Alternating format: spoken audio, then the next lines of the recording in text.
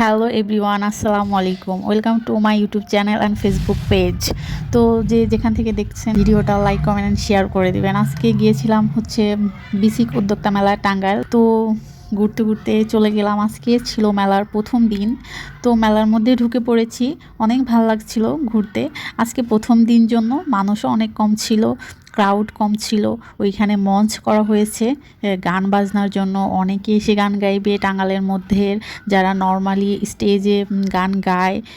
তো এখানে সবাই বসেছিল গান শোনার জন্য, নাচ দেখার জন্য। যদিও সেটা শুরু হয়নি, আমাদের টাঙ্গাইলের এমপি আসছিল, সে ঘুরে চলে গেল, তারপরেই শুরু হলো গানগুলা। এইখানে নাচ করছে টাঙ্গাইলের শিশু একাডেমির যারা নাচ শিখে বাচ্চারা। অনেক সুন্দর নাচতেছিল, খুবই ভালো লাগতেছিল, কিন্তু ভালোভাবে দেখতে পারতেছিলাম না। সামনে দিয়ে অনেক লোক হাঁটাচলা করতেছিল, দেখা একটু অসুবিধাই হয়ে গিয়েছিল। যাই হোক, খুব বেশিক্ষণ ছিলাম না, যতক্ষণ ছিলাম খুবই এনজয় করছি গানগুলা, নাচগুলা। সামনে আরও গান নাচ আছে, যদিও আমি সাউন্ড মিউট করে দিয়েছি, কারণ ফেসবুকে বা ইউটিউবে কপিরাইট আসার সম্ভাবনা অনেক বেশি থাকে গান দিলে। সাধারণত আমি মেলাগুলাতে খুব বেশি যাই না, শহরে থাকার কারণে কাছেই হয়, এই জন্য হাঁটতে হাঁটতেই চলে যাই। যদিও একটু হাঁটাহাঁটি করতে বের হওয়া হয় মাঝে মাঝে, তো হাঁটতে হাঁটতেই চলে যাওয়া হয়। মেলার আজকে প্রথম দিন ছিল, আজকে আসার ইচ্ছা ছিল না, ভাবছি 10 দিন মেলা থাকবে, একদিন ঘুরে আসব। তো ভাবি কল দেওয়ার কারণে আজকেই গিয়েছিলাম। এই জন্য দেখতে পেলাম নাচ গানগুলো আর কি। এইটা আবার 10 দিন থাকবে না, প্রথম দিন জন্যই হয়েছে। তো এইখানে মিষ্টি কেক অনেক কিছু সেল করতেছিল উদ্যোক্তা আপুরা ভাইয়ারা, যারা মেনলি উদ্যোক্তা। এইখানে দেখতে পাচ্ছিলাম হেয়ার অয়েলগুলা সেল করতেছিল আপু, যা চুলের জন্য খুবই ভালো, খুব ভালো করে বুঝিয়ে বুঝিয়ে বলতেছিল। আর লাইভে এরকম আলু ভাজা হচ্ছিল, জাস্ট দেখাচ্ছিল যে লাইভেই ভেজে ভেজে সার্ভ করে। তো খুবই ভালো লাগতেছিল, সবগুলা স্টলই ঘুরে ঘুরে দেখলাম, বেশ ভালো লাগলো। আর কিন্তু দেখেই বোঝা যাচ্ছিল প্রত্যেকটা মশলার মধ্যে ফুড কালার ইউজ করছে। তো যাই হোক, যারা খাবে দেখেই খাবে, যেহেতু লাইভেই হচ্ছে। আর হচ্ছে আজকে ঠান্ডা ঠান্ডা আবহাওয়া ছিল, এই জন্য ঘুরেও বেশ ভালো লাগলো। ঘুরে ঘুরে সবগুলা স্টলই দেখছিলাম, ভালো লাগছিল। আর মেলাতে এসে অনেক কিছুই দেখলাম, যেমন মাটির চুড়ি, কানের তা, এইগুলাও বিক্রি হচ্ছিল। আমার মনে হয় এগুলা নিজে কেনার থেকে কেউ গিফট করলে বেশি ভালো লাগে। আমার কাছে তো তাই মনে হয়, এগুলো যদি কেউ গিফট করতে ভালো লাগতো। তারপরে ঘোরাঘুরি শেষ করে ভাবি রেস্টুরেন্টে খাওয়াইতে নিয়ে গেল। এইখানে চিকেন শর্মা, মেয়ের জন্য চিকেন ফ্রাই, খাওয়া দাওয়া করে আবার চলে আসলাম গান শুনতে। এখানে একটা আপু গান গাইছিল। আসার পরে আমরা সামনের দিকে সিট পাই নাই, সব ব্লক ছিল, তারপর এই জন্য পিছন দিকে বসছিলাম, অতটা ভালো করে ভিডিও করতে পারতেছিলাম না। সামনে দিয়ে অনেকে আসা যাওয়া করছিল, কিন্তু এই নাচটা অনেক বেশি ভালো লাগছে, বাচ্চারা অনেক বেশি কিউট ছিল। যাই হোক, যখনই মন খারাপ থাকবে এরকম শহরে টুকটাক সব সময় চলেই, ঘুরবেন ফিরবেন, ভালো লাগবে একটু হলেও। কতদিন ধরে অনেকই খারাপ যাচ্ছে, অনেক টেনশনের মধ্যে আছি। যাই হোক, তারপরে তেল কিনতে চলে গেলাম, 7টার শপিং মলে একটা তেল কিনে নিয়ে চলে আসলাম, আর একটা ইস্ট পাউডার। তারপরে এসে একটু রাতে রান্নাবান্না করার জন্য মাছটা ভেজে নিব। আর মাছ দিয়ে আজকে কী রান্না করবো যেন, সজনা ডাঁটা রান্না করব। আমার সজনা ডাঁটাটা অনেক বেশি পছন্দের একটা খাবার, খুবই ভালো লাগে।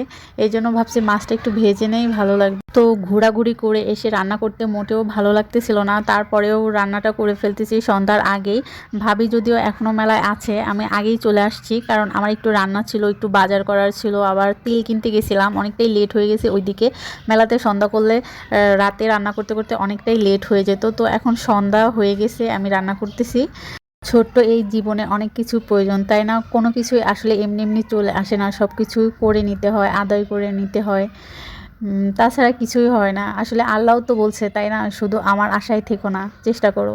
তো এরকম চেষ্টা করতে হবে সব কিছুর জন্যই, সেটা ছোটোখাটো কিছু হোক আর বড় কিছু হোক। যেখানে আল্লাহ নিজে বলছে যে শুধু আমার ভরসায় চেয়ে থেকো না, নিজে থেকে চেষ্টা করো, চেষ্টা করলেই আমি দিব। তো আল্লাহ তাআলা চেষ্টা করলেই দেয়, না করলে দেয় না। তো কারো উপরে ওইভাবে ভরসা করে থাকা উচিত না, সব কিছু চেষ্টা করে নিতে হয়। আর চুপ করে থাকলে, জানেন, আমার মনে হয় এই দুনিয়াতে চুপ করে যারা থাকে তারাই বেশি ঠকে, আসলে চুপ করে থাকা উচিতই না। আর একটা আজকে ওয়াজেও দেখলাম, বলতেছে যারা অন্যায় দেখে চুপ থাকে তারা হলো বোবা শয়তান। তো অন্যায় দেখে বিশেষ করে আরোই চুপ থাকতে হয় না, তারা হয়ে যাবে বোবা শয়তান। অন্যায় দেখলে না প্রতিবাদ করবেন, হয়তো মানুষের কাছে খারাপ হবেন, কিন্তু আল্লাহর কাছে খুব ভালো হবেন, আল্লাহর কাছে খুব কাছের হবেন। তো অন্যায় যারা করে আর অন্যায় যারা সহ্য করে তারা সমান। তো সহ্য করতে না পেরে যদি প্রতিবাদ করেন, হয়তো কিছু মানুষের কাছে খারাপ হয়ে যাবেন, কিন্তু আল্লাহর কাছে তো প্রিয় হবেন। আমিও এটাই মনে করি যে আল্লাহ ভালো বললেই হলো। তো যারা অন্যায় করে, অন্যায়ের বিরুদ্ধে কথা বলাটা উচিত। কে কী মনে করলো, কে কী ভাবলো, এগুলা দেখা আসলেই উচিত না।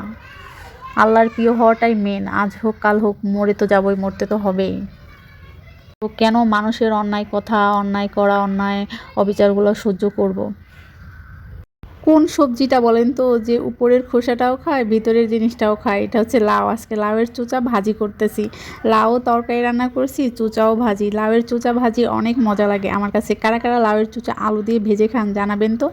আর এখানে শাক ভাজি করব একটু বেটে নেওয়ার জন্য। শাক বেশি করে রসুন দিয়ে বাটলে বেশ মজা লাগে।